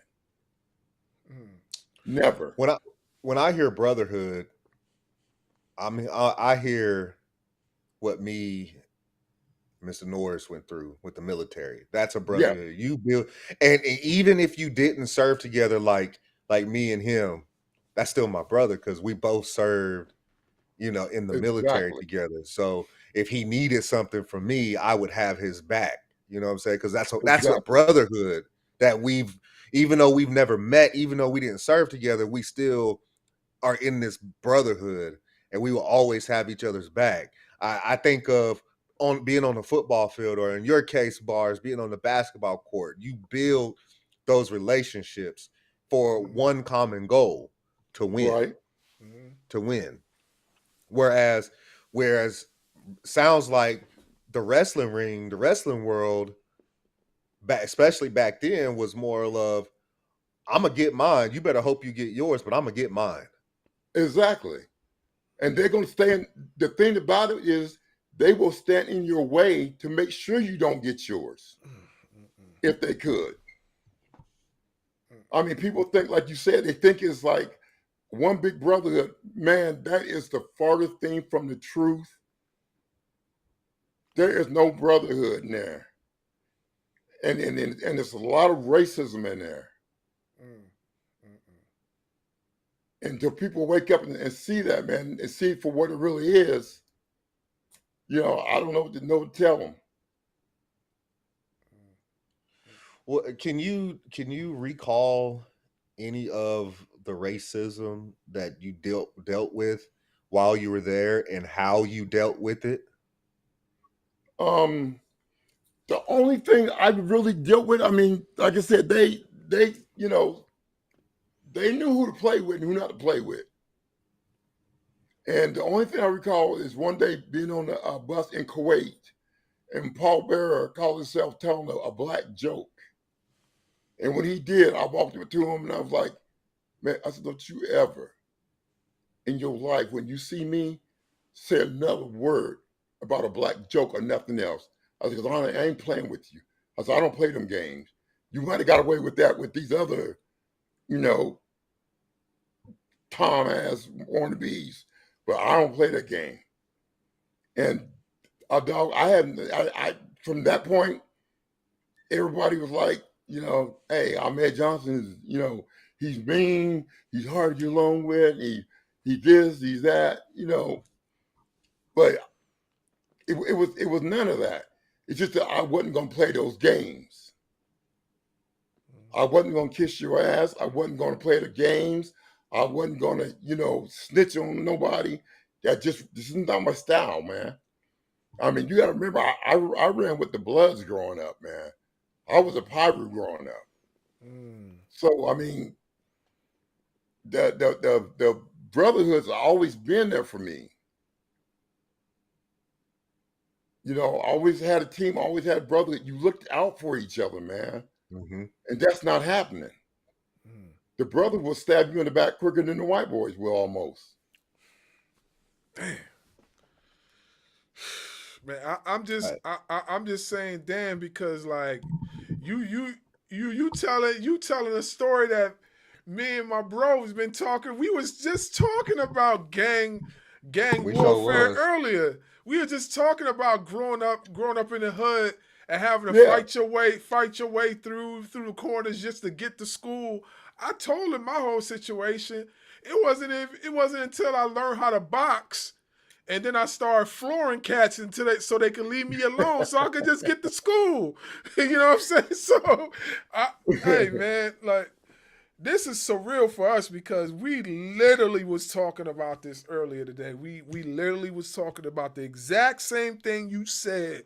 We was talking about it, man. Brother, even Steve Ray will tell you, I have not been into a fight, okay, where I didn't knock the person out. Not one fight in my life have I been in where I didn't knock the person out. And Steve Ray, I'll tell you that. I mean, me and Steve Ray were tight, man. We ran our side of the hood. We ran our side of the hood. And this was before we even thought about doing some wrestling. And the only reason we got into wrestling was because Ivan Pusky, I don't know if you remember Ivan Pusky. Yeah, I know. Well, he opened up a school here in Houston. And Stevie was like, man, we got to go try out, man, and go to school. And that's how we got started. With Ivan Pusky. Wow, that's dope. Like, yeah. Well, this is my last question, and then I'm gonna just go back to Dub. My last question is the historic win of the Kuwait Cup that you did in 1996 when you defeated Triple H in the finals. Yes. What type of moment was that for you, and what did that do for your career? That was great, brother, because once again, you're talking about I was the first American to ever win the Kuwaiti Cup and the first Black American to win that. So, I mean, you know what I'm saying? That's another title that they're denying me. But I was the first African American to win the Kuwaiti Cup and the first American to win it. And that was great, man. I love Kuwait, man. I love Kuwait. Yeah, this when I looked it up and I seen it, and I probably missed it, but that was the first time of me knowing that. And it's a good thing I looked it up because I said, yeah, I gotta ask you this because I didn't even know something like this even existed at that point in time. So before I pass it back to my bro, like, what was the Kuwait Cup created for? Like, when did that even start? I'm not sure when it started. Okay. But it was, I mean, bro, it was just nice. I mean, they gave me the Kuwaiti Cup. I would go get it, but it's upstairs. But it was real silver. It was made from real silver, man. And it was like, I mean, that big, man. It was huge. And the Kuwaiti people took to me like fish to water, man. Wow. There was no racism. There was no nothing. They loved some Ahmed Johnson. Wow. Yeah, it's just dope. I said, when I seen the question, I said, you know what? I gotta ask you this because I was unfamiliar with the Kuwait Cup, but now that you tell me that, now I gotta look up more, and now I gotta go back and find these matches that you had in the Kuwait Cup so I could talk about it and stuff like that. Cause I was unfamiliar with it, but now that you mention it, now I gotta go back and do some more research. Yeah, I beat Triple H. I beat Stone Cold, Farouk. Owen Hart, and I can't remember who else I beat, but I beat all of them for that cup. Wow. Wow. Yeah, I'm definitely going to go back and look at it. Go But ahead, that's just Dub. them trying to hide. That's just them trying to hide some more history. They're trying to hide it. Well, they can't hide it no more because it's on our show and we going to put That's it right. out there. So you ain't even got to worry about it. It's on our show. Everybody's going to know. We going to make sure we clip this everywhere. No, you going to get this work. You going to get this work and you going to know what this man had did in African American history when it came to professional wrestling. You going to know because we going to Exactly. tell it. So you got to worry about it now. It's already out there. It's already out there. Go ahead, Dub. What's one misconception about Ahmed Johnson that you would like to clear up? That I'm hard to get along with. I'm quiet, and that's just the way I was quiet in the WWF because, like I said, it wasn't a team atmosphere. It was everybody for themselves. So you had to watch who you talked to, what you talked about, because it'll get back to Vince's office quick. So if you're smart and like we all know the streets, you know what I'm saying? There's certain things you can put out there in the streets and certain things you can't because somebody come and blow your head off if you put the wrong thing out there.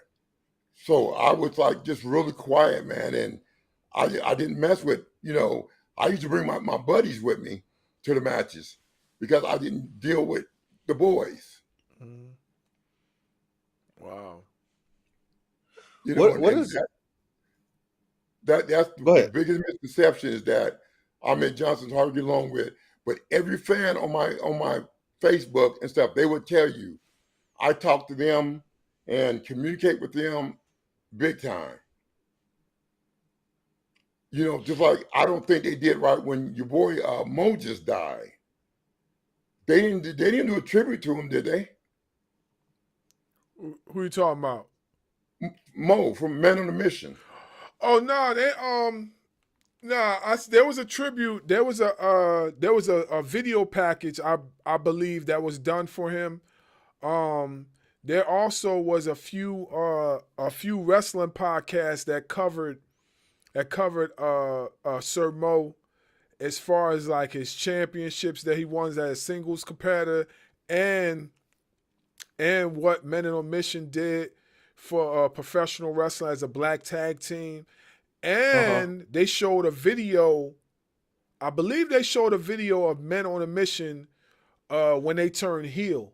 When they turned heel, and they I don't know who they turned heel against. I'm trying to remember. I can't quite remember who they turned heel against, but I know they turned heel, and their hype man. They put a beat down on their hype man. I remember seeing the video. That was their first heel, one of their heel turns from then. So Okay. they did, they did put a video package together for him. I do remember seeing that. Okay, because I remember when let me tell you, Kamala, man.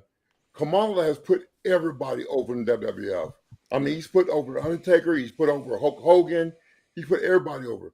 Do you know this man had no money, man?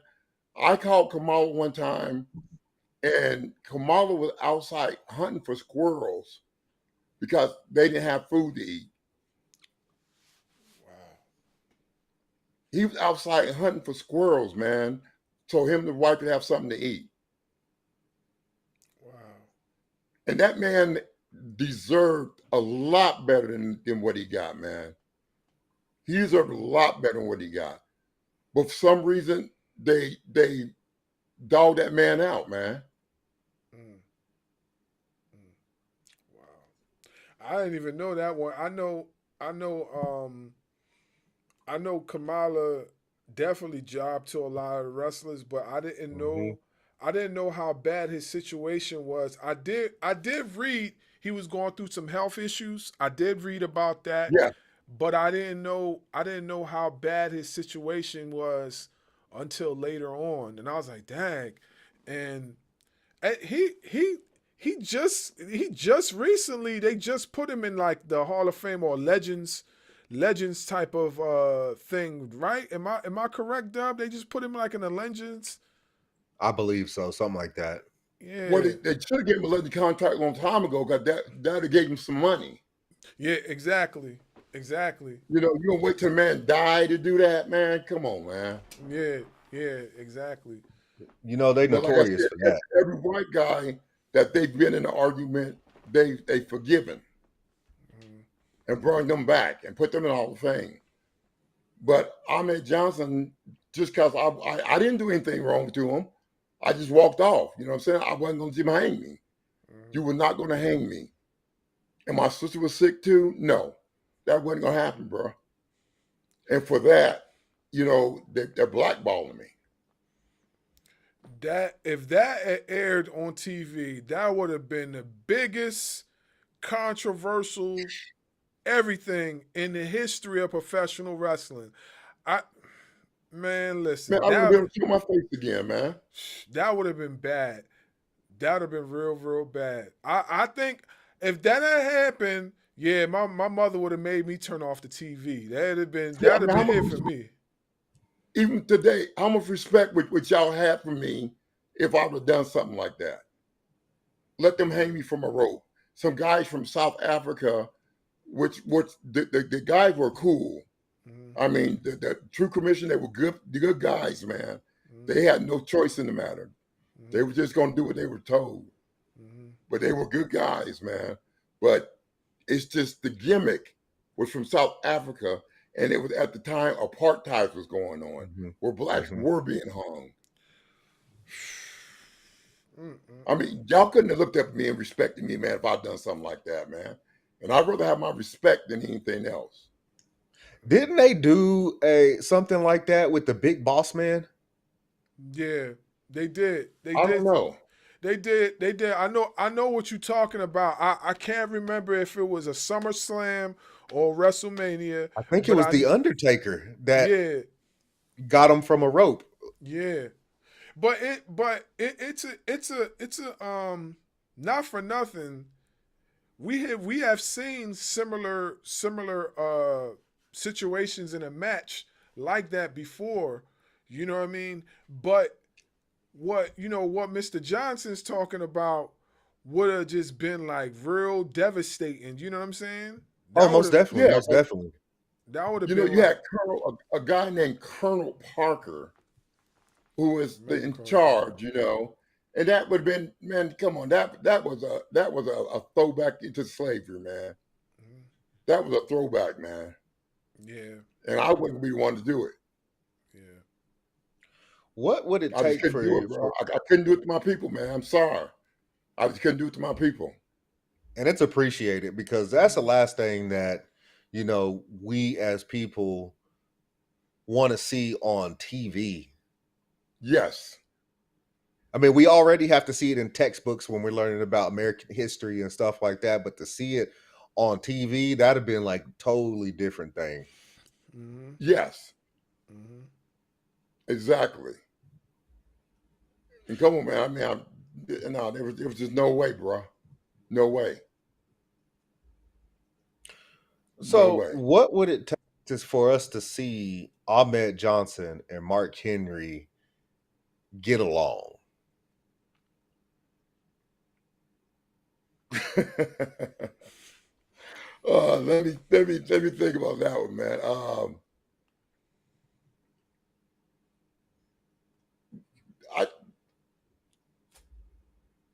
I guess a sit-down discussion, man. You know what I'm saying? I guess a sit-down discussion, a real sit-down discussion. Because I want to know why he said some stuff he said, some of the lies he said, and why he told them lies. I don't understand it, man. But you think that sit-down could happen? Huh? You think that sit-down could happen? I don't know. I don't know, bro. I'll be honest with you. I really don't know, man. I don't want to sit and lie to you. I really don't know. But see, I heard Ryback went off on him and was telling about some lies he told on Ryback. Mm-hmm. You know, I don't know why he feel a need to tell these lies, man. It ain't getting you no further. Just keep my name out your mouth. That's all I'm asking you. Keep my name out your mouth. Because I'll be honest with you, I had some boys down in Sealy where he lived from the Bloods that wanted to go see him. And I told him no. They wanted to go see him. And see, and people didn't understand why I always wore that red. You never see me anything but red. That is Because I was true. always representing. That is very true. That's The very red true. and the black, I always representing, dog. I did not know. I did not Yeah. know. But it makes sense. Yeah. I was always representing. He wearing red right now. Yeah. My computer's red. Always representing, dog. So, do I you don't remember? Go ahead. you know, I don't get involved. I try to talk to the brothers now that are involved in the gang, and try to let them know, do something with your life. I understand some of the brotherhood stuff that goes on, because sometimes you need somebody to be with. You know what I'm saying? If people don't understand it, being involved, it's not about shooting people up and all that. It's just that you look for a brotherhood, and that's what it was, a brotherhood, just like a motorcycle club or anything else. You got to represent. People don't realize that. Of course, we do, being African American and living in this country, that the original Bloods and the original Crips were formed as a form of protection from the white Yeah. people for the neighborhoods. Yes. They don't realize that. That's where the brotherhood part comes from. Uh-huh. See, and I was telling him, right, just like he said, we were literally talking about this kind of stuff before we came on here. And I was telling him, like, no, I wasn't part of, because I lived in the neighborhood where the Bloods ran the neighborhood, but I was Right. never part of it. But because I was the one that was making the grades in school, I was the one playing sports, so they knew that I was going to have a way out. And so I was always protected by them, even though that I wasn't part of them, Right. because I had the grades and stuff, and they knew that there's a chance that I could go somewhere. But what they did do is if anybody messed with me, there was one of two things that would happen. One, they would have me and the person that has a problem with me meet up in the neighborhood park, and we were going to fix it ourselves. And they were Right. going to be there to make sure that once the fight was over with, that was it. Or two, if it was bad enough, they gonna handle it for me, because they didn't want me getting in trouble. And they don't want that. Right. You best go option one if you're smart. Exactly. Smart, you go option one. Because option But it two, was a ain't no form of telling what's gonna protection. happen. It's just like how the I mean, Black Panthers formed. I seriously had some the Bloods contact me about Mark Henry. And dog, I told him, no, I mean, it ain't that serious. No. And we're living in a different time where everything is being recorded and everything is on the internet. And the last thing that Ahmed Johnson needed was for his name to get brought up in something because the Bloods took care of something for him. Mm-hmm. Exactly. And I get that. I do. What? It was the old me, it might be a different story. Yeah. Might have been a different story. And, like I said, people like Mark Henry and Triple H talk that trap, but they don't realize how deep it goes, man. They don't Not about realize how that deep life. it can go, man. But I'm all cool with it, man. I'm all good. You know what I'm saying? If you could, 'cause I don't want to make this gang related, but we understand where you're coming from and the Bloods and stuff like that, because at the end of the day, it was a form of protection. And that's how Right, Bloods and the Crips and even the Black Panthers was started, was a form of protection for their people. right. So if you can you remember what Vince McMahon said to you when you first got to the WWF? What did he say to you about your potential? Um, it was cool because he just brought me in. He didn't tell me when he sent me out for my first match. He didn't tell me if I was a babyface or a heel. He said, "I want you to go out there and let's just see how the crowd reacts." So I didn't wasn't a babyface or a heel. He was just wanting to test the water, and the crowd went crazy when I came out there. And from that point, I was a babyface. I was a babyface, but I wrestled like a heel. Right. How did you come up with the name and the move, the Pearl River Plunge? Well, that Vince came up with that Okay. because that's supposed to be from Pearl, Mississippi. And I'll be honest with you, I ain't never been to Pearl, Mississippi. I don't even know where it's at. that's the gimmick that they gave me. You know what I'm saying? I ain't never been to Pearl, Mississippi. I ain't never been to Mississippi. Period. But that was the gimmick, man, and that's what they called it. So we went with it. Nothing wrong with that. I Yeah, always yeah. remember that because I remember when the WWE games first started coming out on PlayStation 1, the first person I always chose was Ahmed Johnson. Yeah, now see, Ahmed. Now I came with the name Ahmed. Ahmed is a name, an African name. It means worthy of praise. Mhm. And like you said, Johnson is a very common used name in the black neighborhoods. Mm-hmm. Mhm. So you know, that's how that came about. The Pearl River Plunge. I'll never forget that. I really won't. No matter how Nah. old I get. Mm-mm. Nah, that's that every time I think of you, I always think of Pearl River Powerhouse, Pearl River Plunge.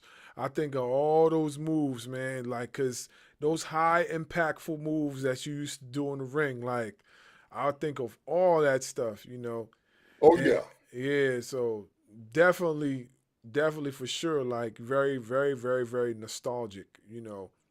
Yeah. exactly.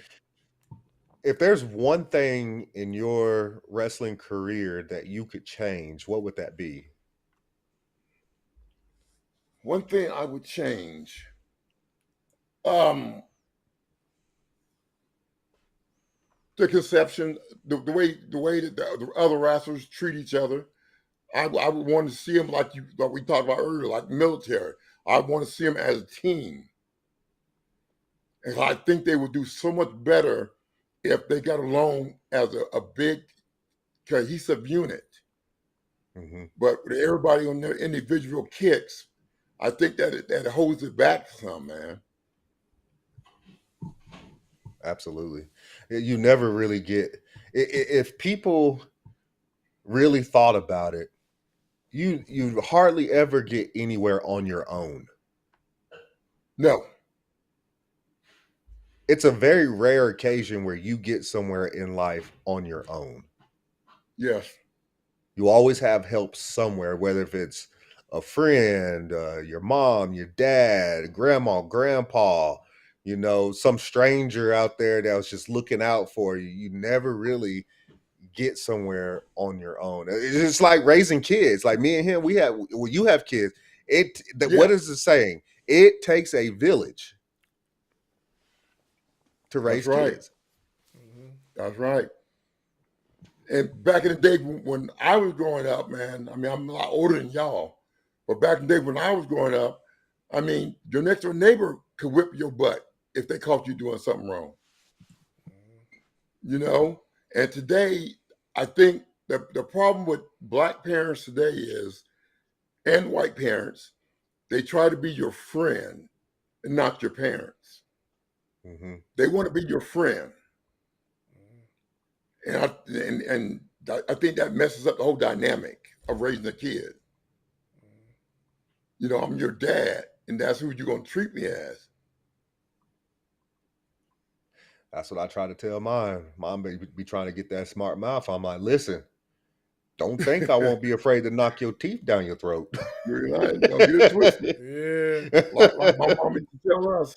My mom used to tell us, I'm the first one to bring your ass in this world. I'll be the first one to take you out. She meant that.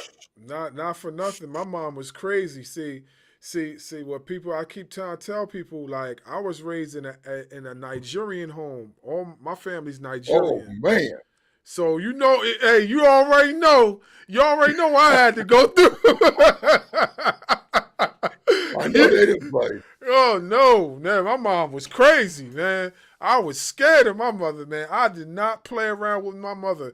God rest her soul. But no. She look at me one time, that was it. I straightened up after that. All it took was that look. Mm-hmm. Yeah. Mom was crazy. Mom was crazy. Yep. If you could give advice to a young wrestler today, what would that advice be? To always try to outwork the other person. What I mean is, like, when you're not in the ring, not at a show, go to the gym, go get your laps in, go to a little private independent school and practice your skills. You know, always try to stay on top of your game. Because I think people are getting tired of seeing the same old moves, the same old things, show after show. Go in and try to create something new, man. Try to be different. You know, try to be different. You know, get you some new moves and stuff. Something that's gonna make you stand out in front of everybody else. Absolutely. Because I don't know about my brother over here, but I have gotten to the point to where I've started taking breaks from not just WWE, but wrestling as a whole, because a lot of times you see the same stuff over and Yes. over and over and over. So I find myself, okay, I need to take a break from this. And then I'll come back in a few weeks. And you know, they stop using jobbers, it seems like. It's like every match on WWE could be a main event match. They don't use jobbers like they used to, man. And I hate that because it helped the independent guys get seen when they were using jobbers. And there's a lot of independent guys out there that are good, man. Real good. I watch them on Facebook all the time. There's some out there that are real good that should be up there in the business, but they don't get looked at. Not like they did back in the days.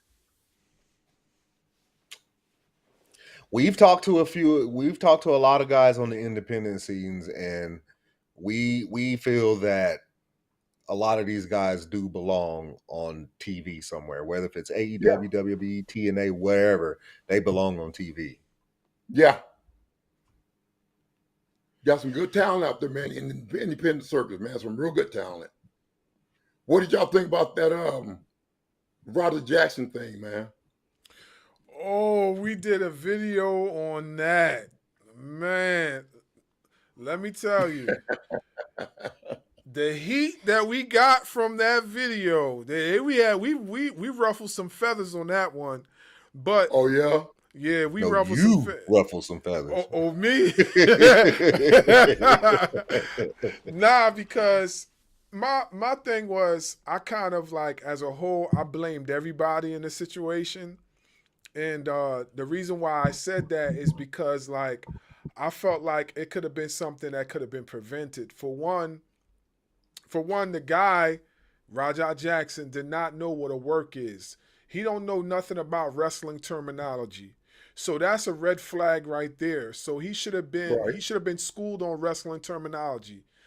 Two, you know, when the incident occurred with him getting hit over the head with the can, right? That shouldn't even have happened altogether. Because if he didn't know the can was coming, why would you do that? You know what I Oh mean? yeah.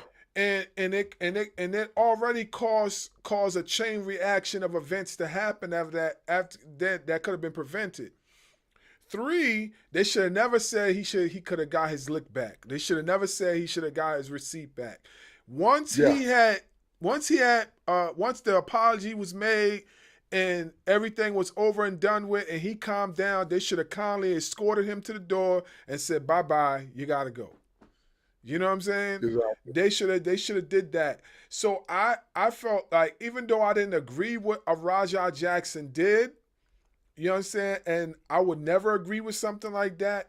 I felt that if the promotion was thinking properly instead of thinking of like all the views and whatever they could got out of it, they could have prevented it because there was plenty of time to do that. Like Yes. like people don't understand. They said it was like 2 or 3 hours in between before the actual event started. So that like they could have like literally stopped the whole entire thing from occurring, but it didn't happen that way. But you know, Raja Raja did the crime. He got served the time because now he's locked up. Yeah. Yeah. That was pretty messed up, man. Yeah, I would I have. kind of feel sorry for the dude, man, because I mean he was out. Yeah, yep. He was, I don't know if he went out when he slammed him and he hit his head or doing that first punch. I don't know. But I he was out, man. I think he went out. He was out when he got slammed because when he did the spine buster, he didn't. There was no protection. He left himself. He let himself go because Stu thought it was still a working match, so he already let his body go. He gave his body up to Rajah Jackson, thinking it was a part of the show, but it really Right. wasn't. Rajah already had in his mind that he was going to hurt this guy. You know what I'm saying? That he was going to hurt Right. him real bad because if you remember, he was on the phone. He was being antagonized by his viewers. He was like, oh yeah, you think I ain't gonna do this? You think I do?" He was like, watch, and then that And it happened. happened. Funny thing is, he's the one in jail, and they are the ones out there laughing. You know what I'm saying? Yeah. And they collected over $200,000 for that guy. Yeah. There was a lot of other professional wrestlers donated to his cause and things like that too.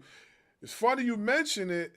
The guy that got Rajah Jackson off of Psycho Stu, he was on SmackDown tonight. Oh, was he? Yeah, they showed a picture of him. He was one of the like you know when they have a segment and they might have some wrestlers come in and play a security guard or Right. do this or do that. He was one of the security guards doing the Jimmy Uso segment. Okay. Yeah, yeah. So you know that was pretty dope. That was pretty dope. Yeah, Yeah, that was wrong, man. He shouldn't have done that. yeah. That was wrong. There were so Definitely. many different ways to handle that. That's what I was You saying. You know. know. And then the That's. guy apologized like 3 times. Mm-hmm. Mm-hmm. You know. Yeah, that's I what don't know, I man. agree. I agree. I agree. I agree. So, speaking of things that has recently happened, what was your thoughts on Hulk Hogan passing away? Mm. Um, it's sad, you know, seeing any of the boys pass away. It's sad, Yeah. you know. But I was disappointed in Hogan, you know, with the racist stuff that he said, you know, on Mm-hmm. the phone. I mean, I was very disappointed, because I didn't know him to be like that. Mm-hmm. But you know, it's sad when any of the boys pass away, man. It's sad, you know. And it seems like the wrestlers are dropping like flies, man. I mean, I want to ask this. And this is a off one. Like nothing. It just came into my head. Why didn't they have a union for professional wrestlers? Now I heard the stories and the reasons behind it, but why don't you think they start something like it now? Because I heard that Hogan stopped those plans from happening and whatever like that. yeah, But Hogan's not here now. You know what I mean? Why right. can't they start something like that now? Because nobody wants to be the one to start it. Nobody wants to be the one to start it because they know that they'll probably get some heat from it. So nobody wants to be the one who starts the union. Why would they give heat to something that will help every single professional wrestler health wise? Like, Brother, I have no idea. I have no idea. But Chicken fit. Vince was totally against that, man. He was totally against the union. wow. I would think nowadays, like if somebody was to bring up their idea, I would think they would be more acceptable to it now. At least for the indies, I think they will be more acceptable to it. I even think places like AEW would be more acceptable to it if if somebody was to like really come out and say let's start this union, because I think it's important health wise. Like you guys put your bodies on the line Big time. 24/7. Some till this day, you got some wrestlers at your age still in the ring till this day putting their bodies on the line. I just watched a death match with a wrestler your age in that ring getting it in. The injuries he gonna get after that death match, he gonna need somebody to help him cover him. You know what I mean? Yeah. So I don't know, man. Like I just I see where Goldust just had surgery, I guess, on the knees. yeah. Yep. Serious surgery. Yep. But sometimes they go too long, man. I mean, Ric Flair's been lucky. Ric Flair's been real lucky. Mm-hmm. But nah, bro. Nah. I ain't doing it. I wouldn't blame I would probably do it like if they wanted to bring back for like a match, say an AEW or something, I would probably do it for one match. Mm-hmm. But to do a career out of it again, no. If Triple H called you and said, "Hey, I want you for one match," would you do it? If it was just him, I would.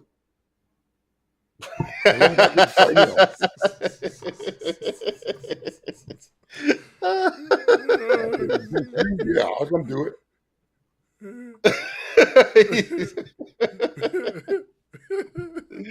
He said, "If it was against him, I would."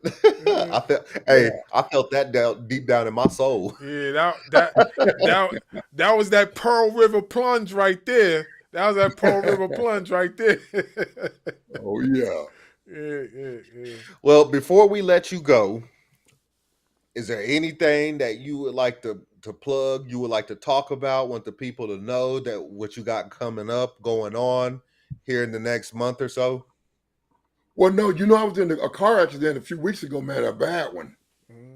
I was in a real bad car accident a few weeks ago, and I broke two of my toes, I broke my rib, and I had a concussion. So I won't be doing nothing for a while. But I do got some action figures coming out with what's it, Hassel Toys. I got some new action figures coming out. And so we're gonna be on the lookout for that. Yeah, we definitely gonna be on the lookout for that. Yeah, just go on the Facebook and look under. I think is it Hasto or Hasto? I forgot the name of the company, but yeah, they got a new action figure coming out, and it's with the Road Warrior shoulder pads on. Okay, so I seen that on your Instagram page. I seen that. Yeah, I seen that. Yeah, that should be out for the next few months.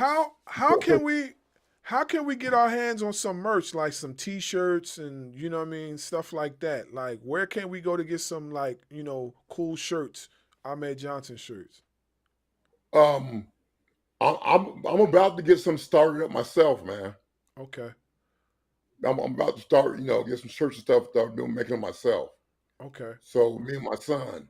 So okay, I'll definitely hit you guys up and let you know when we get them out and okay, send you okay, guys, man. okay. Yeah, we definitely will want some for sure. Yeah, I'll For sure. definitely send you guys some, bro. Okay, all right, thank And you. we would really appreciate that because, like I Mhm. said, we looked up to Ahmed Johnson. We looked up to the guys like Ahmed Johnson and Farouk, and because we saw ourselves in a company where we didn't get to see a lot of ourselves. So when we Right. saw Ahmed Johnson, we saw Farouk and people like that, we was like, "That's my guy." Mhm. Yeah. Mhm. Yeah. I appreciate that, man. I appreciate y'all, sponsors backing me up, man, being fans, man. I really appreciate that, man. We appreciate you. We appreciate you. Like we told you, we was marking out when we when we got the connection with you and everything was like we was like, yo, like that was Ahmed Johnson. We was like, yo, and we was like, we couldn't believe it. We couldn't believe it. But we're just appreciative of the opportunity just to sit here with you and talk with you about, the old times in the WWF, WWE, things like that. Just speak about things in general. Like we're grateful. We're grateful. But bro, I enjoyed it, man. I really did. Yeah. I enjoyed it. Y'all had some good questions, man. Y'all So dug deep. before, You got some good questions. hey, we do our research too, man. We do our I see. research. Mm-hmm. I see. We do. We do. We do. And it's good to know, like, not only did I see somebody like you that that like myself on TV, he served in the army too. So I'm like, Oh man, yeah. Mm-hmm. Oh yeah. Mm-hmm. I'm like, man, 13 okay, Bravo. we really brothers now. Mm-hmm. Oh yeah. So maybe y'all ever need me So, again, bro, hit me up. oh, Hit me most up if you ever definitely, need most me definitely. again. Yeah, we definitely will. We definitely will. Real quick, I don't know what connections you have, but we ask this question before we end every show. If you could see anybody on our show, who would it be?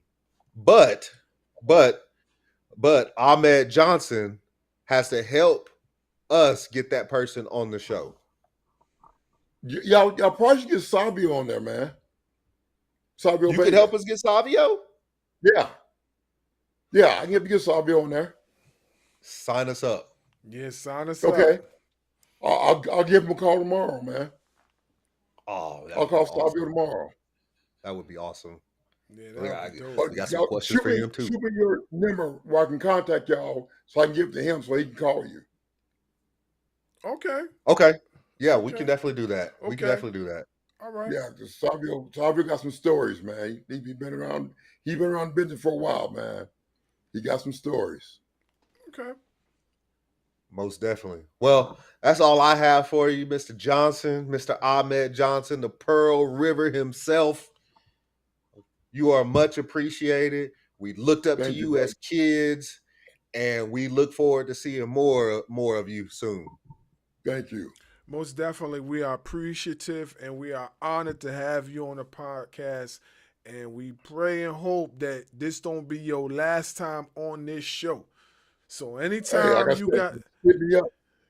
anytime you got something to promote, hit us up. We will Okay, gladly be available to host it for you. Yeah. I sure will. Yeah. So, with that being said, it's the Pearl River Powerhouse, the Insightful One, S. Scott Bars Wrestling Media, and the dynamic Salute Darkwing Dub. I'll Another catch y'all on the episode, flip, baby. another episode of Ring Ropes and Turnbuckle Podcast. See y'all again soon. Peace. Yeah, man, y'all had some good questions, bro.